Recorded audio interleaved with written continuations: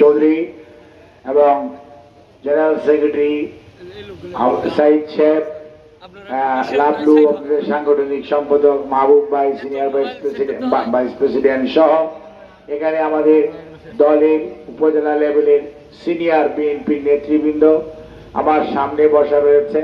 জাতীয়তাবাদী দলের বিভিন্ন ইউনিয়ন এবং ওয়ার্ড, সর্বোপরি ছাত্র দল, যুব দল, স্বেচ্ছাসেবক দল, মহিলা দল, কৃষক দল সহ বিভিন্ন অঙ্গ সহযোগী সংগঠন সমূহের নেতা কর্মীরা এবং সাধারণ উপস্থিতি, আসসালামু আলাইকুম।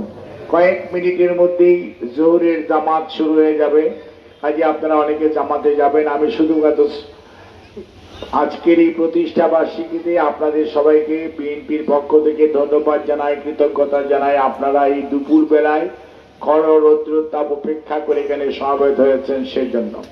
আর আজকে আমরা শ্রদ্ধা ভরে স্মরণ করি বিএনপির প্রতিষ্ঠাতা, স্বাধীনতার ঘোষক, বহুদলীয় গণতন্ত্রের প্রবর্তক এবং এই আধুনিক বাংলাদেশের উপকার বিএনপির প্রতিষ্ঠাতা শহীদ রাষ্ট্রপতি জিয়াউর রহমান বীর উত্তমকে। 1978 পয়লা সেপ্টেম্বর ঢাকার রমনা পার্কে, রমনা গ্রিন বলে অনেকে, রমনা পার্কে উনি এইটা বিকাশ সাংবাদিক সম্মেলনের মাধ্যমে বিএনপির প্রতিষ্ঠা করেছিলেন। সেই দলটি বাংলাদেশে আজকে বৃহত্তম রাজনৈতিক দল। দেশনেত্রী বেগম খালেদা জিয়ার নেতৃত্বে আপনারা বাংলাদেশ জাতীয়তাবাদী দলকে জনগণের দলে রূপান্তরিত করেছেন। আর আমাদের ভারপ্রাপ্ত চেয়ারম্যান জনাব তারেক রহমানের নেতৃত্বে বাংলাদেশ জাতীয়তাবাদী দল আজকে গণতন্ত্র পুনরুদ্ধারের এই আন্দোলন, সর্বোপরি দেশের মানুষকে 31 দফার আলোকে ঐক্যবদ্ধ করা এবং আগামীর বাংলাদেশ একটি সুশাসনের বাংলাদেশ হিসাবে প্রতিষ্ঠিত করার জন্য জনাব তারেক রহমানের নেতৃত্বে আজকে দেশের মানুষ ঐক্যবদ্ধ। ইনশাআল্লাহ আগামী মধ্য ফেব্রুয়ারির মধ্যে জাতীয় নির্বাচন অনুষ্ঠিত হবে। সেই নির্বাচনে বাংলাদেশ জাতীয়তাবাদী দল আপনাদেরকে সাথে নিয়ে দেশের মানুষকে ঐক্যবদ্ধ করে 31 দফার আলোকে ধানের শীষের পক্ষে যাতে জয়যুক্ত হতে পারে, ধানের শীষকে যাতে মানুষ ভালোবেসে তাদের আগামী দিন দেশ পরিচালনার দায়িত্ব দেয়, জনাব তারেক রহমানকে আমাদের এই দেশ পরিচালনার দায়িত্ব দেয়, সেই লক্ষ্যে আমাদের সবাইকে ঐক্যবদ্ধভাবে কাজ করতে হবে। কোন ধরনের বিভাজন বিভেদ নয়, শুধুমাত্র ঐক্য ঐক্য ঐক্য। মনে রাখতে হবে, যারা আগে স্বৈরাচারী ছিল, তাদের নেত্রী পালিয়েছে, তারা কিন্তু অনেকেই আপনার আশেপাশে এখনো ঘুরঘুর করছে। তারা আছে কিভাবে আবার কোন ছিদ্রি দিয়ে ঢুকে পড়া যায় কিনা।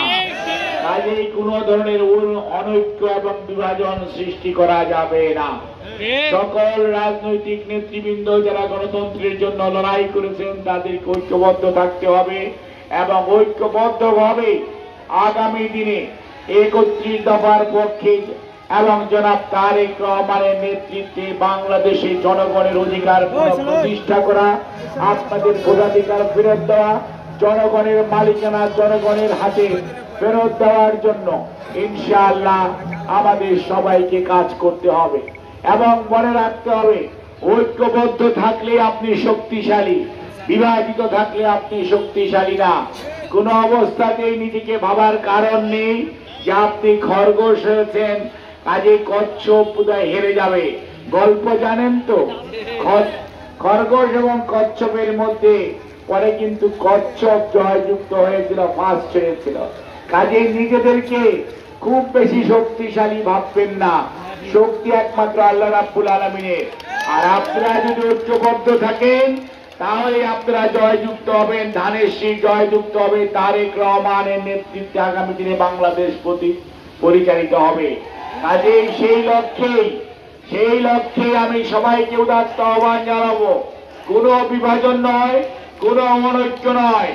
আগামী দিনের বাংলাদেশ হবে 31 দফার আলোকে নতুন বাংলাদেশ, যেখানে থাকবে না কোনো দুর্নীতি, যেখানে থাকবে না কোনো দুঃশাসন, যেখানে থাকবে না কোনো স্বৈরাচারী মনোভাব, যেখানে মানুষ দুমুঠ ভাত পেট পুরে খেতে পারবে, যেখানে মানুষ নিশ্চিন্ত মনে তার বাড়িতে ঘুমোতে পারবে এবং আজকের যে নতুন প্রজন্ম তারা কর্মসংস্থানের সুযোগ পাবে এবং ব্যবসায়ী ভাই বোনেরা সহ মানুষ স্বাচ্ছন্দ্যে নির্বিঘ্নে তার ব্যবসা বাণিজ্য পরিচালনা করার পরিবেশ পাবে। কোন ধরনের অন্যায়ের সাথে বাংলাদেশ জাতীয়তাবাদী দল কোন অবস্থাতেই কোন ধরনের আপোষ করবে না। কাজেই মনে রাখতে হবে, যারা আমরা শহীদ জিয়ার আদর্শের সৈনিক, খালেদা জিয়ার আদর্শের সন্তান, তারেক রহমানের সৈনিক, তাদেরকে ঐক্যবদ্ধভাবে দুর্নীতির বিরুদ্ধে, দুঃশাসনের বিরুদ্ধে, গণতন্ত্র হরণ করার যে কোনো ষড়যন্ত্র রুখে দেওয়ার জন্য ঐক্যবদ্ধভাবে রাজপথে থাকতে হবে। কোন দুঃশাসন, কোন দুর্নীতি, কোন ধরনের ষড়যন্ত্র এই ঘোড়াঘাটের মাটিতে যাতে জয়ী হতে না পারে, সেই দিকে সবাইকে খেয়াল রাখতে হবে। আপনাদের উপস্থিতির জন্য ধন্যবাদ। আল্লাহ হাফেজ। বাংলাদেশ জিন্দাবাদ, বাংলাদেশ জাতীয়তাবাদী দল জিন্দাবাদ। শহীদ